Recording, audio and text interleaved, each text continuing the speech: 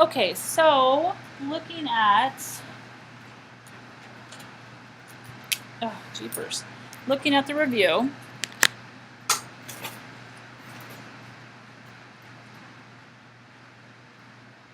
you're going to write true or false, T and F. Points A and B are both at the origin. So here's A and here's B. Are they both at the origin? No. So that's false. If the distance, that's what that notation is telling you, if the distance from A to B is equal to the distance from B to C, if these distances are equal, can you conclude then that B is the midpoint of AC? So that is true. The midpoint of AE is F. From A to E is F.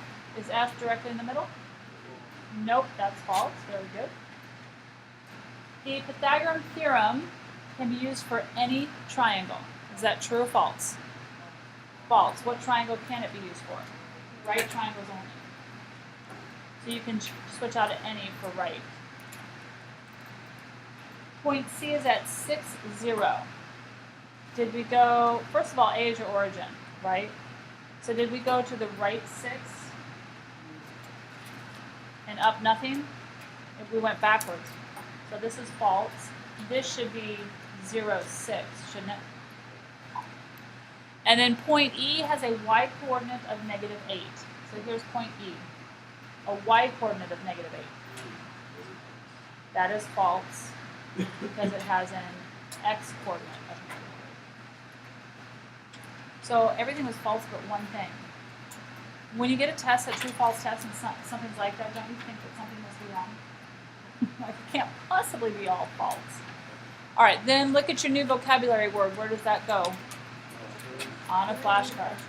That's what I thought. I was going to say. I meant to look that up, but I'm like, I'm pretty sure we already made a flashcard for midpoint. And don't you have the formula for midpoint as well? Yeah.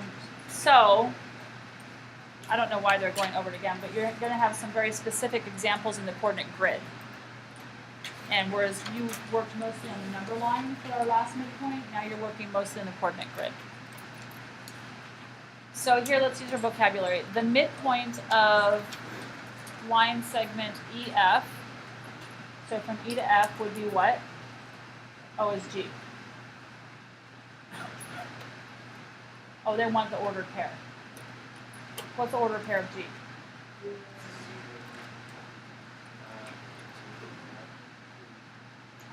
So we kind of have to guess a little bit, right? So it's, well, we're really not guessing though, because the whole distance from E to F is 1, 2, 3, right? So halfway would be 1.5. So if this is a y value of 1, 1 plus 1.5 is 2.5, correct? So isn't this 0, 2.5? The midpoint of AB is, so where's A?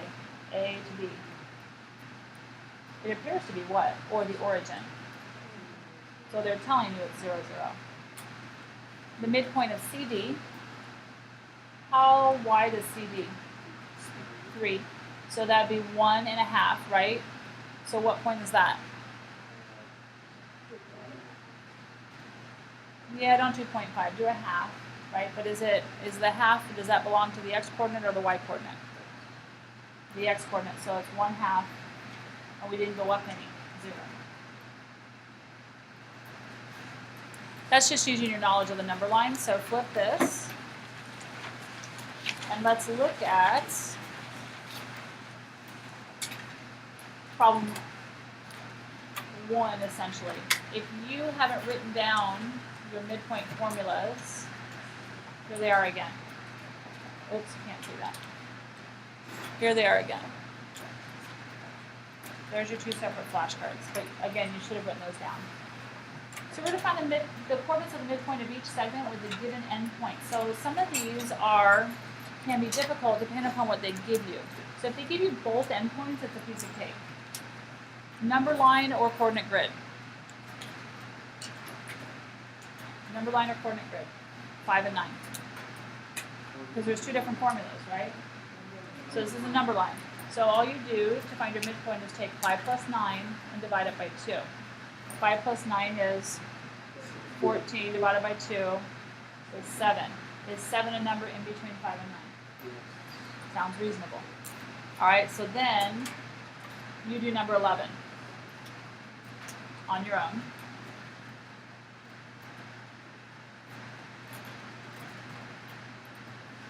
What'd you get?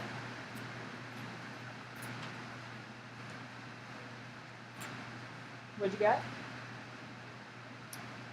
1.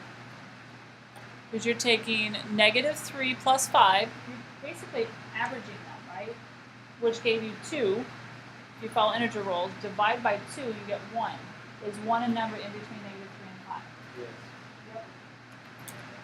All right, so then let's look at 12. Same thing, a number line. So add those together.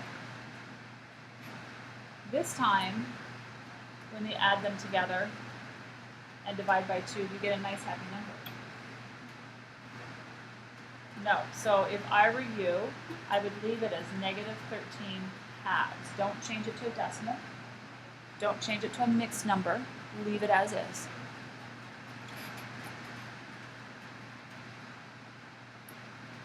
Number 13.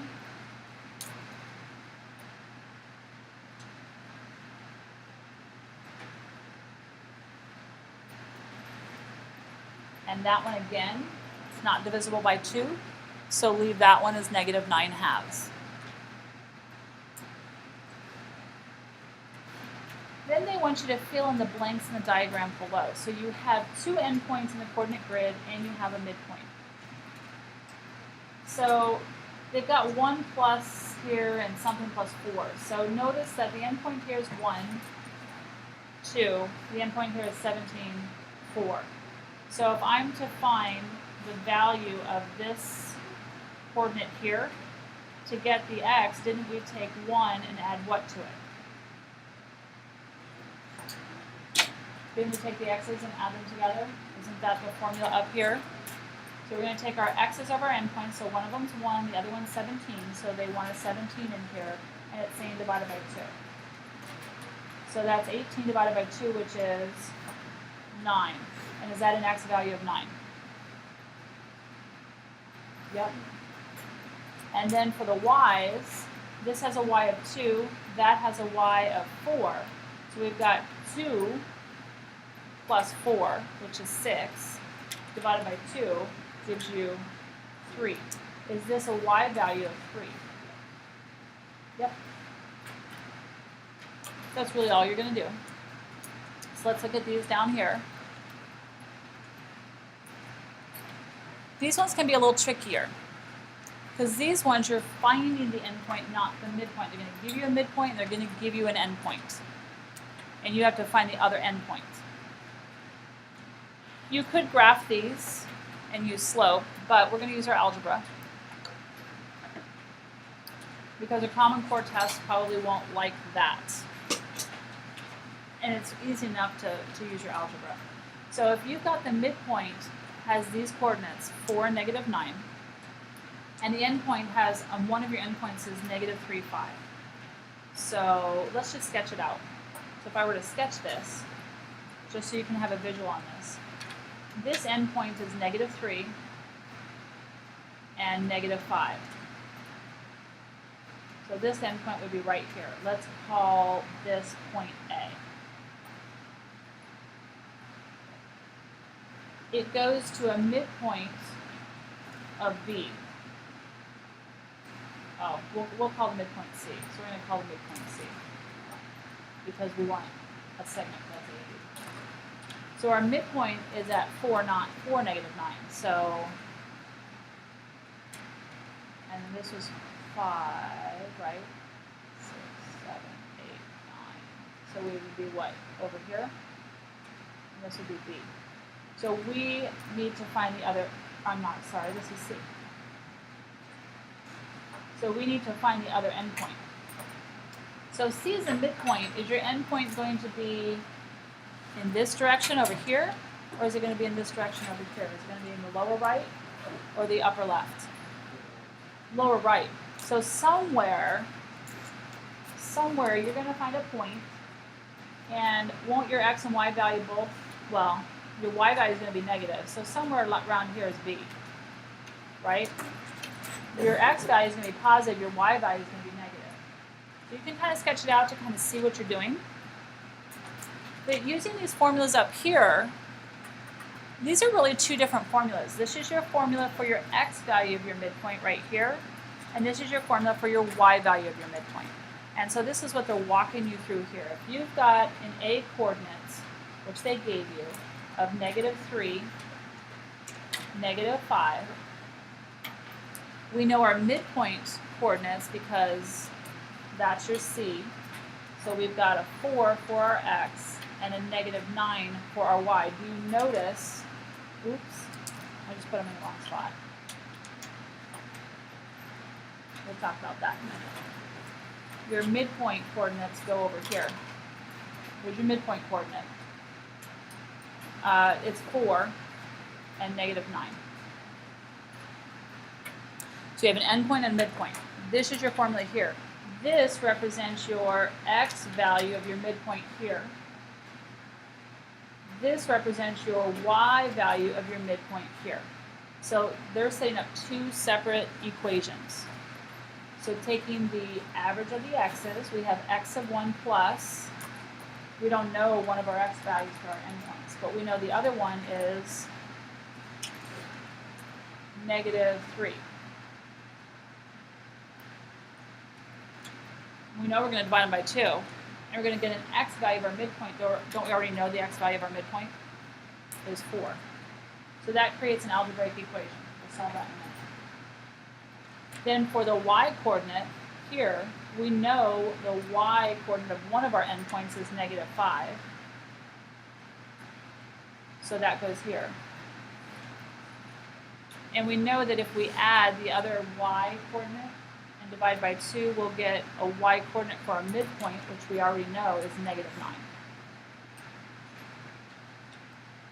So I have two equations to solve. Here's equation 1, and here's equation 2. So I have essentially, if I were you, I would turn this into a proportion. We can cross multiply and solve. And that's essentially what they've done here. So if we cross multiply x of 1 plus a -3 times 1, won't that give me x of 1 plus a -3? And then what's 2 times 4? 8. If I want to remove the -3 from this side, what do I add to it to make it go away? How do I make a -3 go away? You add a +3. So I want a +3 here and a +3 there. That makes the -3 go away. And I end up with 8 plus 3 is 11. Didn't we anticipate that our x value was going to be a positive value? Which it is. So far, so good. Then we're going to do the same thing over here. Turn this into a proportion. So -9 over 1 and cross multiply. Y plus a -5 times 1 gives me y plus a -5. I normally would never write it with double signs, but we will for our purposes here. And then 2 times -9 is what? -18. We want to get rid of the -5. We have to add to get rid of the -5. So we're going to add 5. And so we get y sub 1 is equal to, these are opposite signs, so subtract and keep the sign of the larger. So then your final answer for your endpoints for the new coordinate, again, we anticipated our y would be a negative value, is +11, -13. This is the answer we're looking for endpoint B. So again, to find the endpoints, split it into two different formulas. Put the x value of the endpoint in one of the x places and the x value of the midpoints as your equals. Create that proportion and cross multiply and solve. Same thing over here, but you put your y value in one of the y places, and your y endpoint, or your y midpoint over here, cross multiply and solve. So the problems I've assigned tonight should only deal with midpoints. If I inadvertently assigned any distance ones, let me know.